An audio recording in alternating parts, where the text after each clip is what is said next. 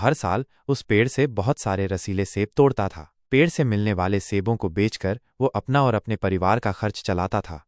लेकिन जैसे जैसे समय बीतता गया, पेड़ बहुत पुराना हो गया। वो अब पहले जैसा सेब नहीं देता था। पेड़ पर बहुत कम सेब लगने लगे थे। किसान बहुत दुखी था। एक दिन किसान ने अपने बेटे से कहा, बेटा, यह पेड़ अब बहुत बूढ़ा हो गया है। ये अब हमें सेब नहीं दे पाएगा। हमें इस पेड़ को काट देना चाहिए और इसकी जगह एक नया पेड़ लगाना चाहिए।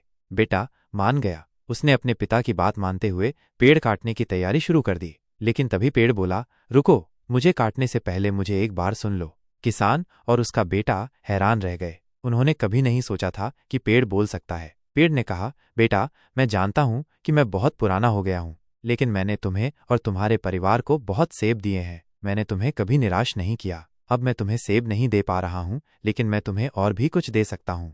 पेड़ ने आगे कहा, मेरी डालियों को काटकर तुम अपनी झोपड़ी के लिए लकड़ी बना सकते हो। मेरी जड़ों को जलाकर तुम अपनी रसोई में आग जला सकते हो। और मेरे बीजों को तुम धरती में बो सकते हो। इन बीजों से नए पेड़ उगेंगे और वे तुम्हें और तुम्हारे बच्चों को सेब देते रहेंगे। किसान और उसके बेटे ने पेड़ की बातें ध्यान से सुनी। उन्हें पेड़ की बातों में बहुत कुछ समझ आया। उन्होंने पेड़ को काटने का फैसला बदल लिया। किसान ने पेड़ की डालियों को काटकर अपनी झोपड़ी के लिए लकड़ी बनाई। उसने पेड़ की जड़ों को जलाकर अपनी रसोई में आग जलाई और उसने पेड़ के बीजों को धरती में बो दिया। कुछ समय बाद पेड़ के बीजों से नए पेड़ उग आए। किसान और उसके बेटे को बहुत खुशी हुई। उन्हें लगा कि पेड़ ने उन्हें एक नया जीवन दिया है।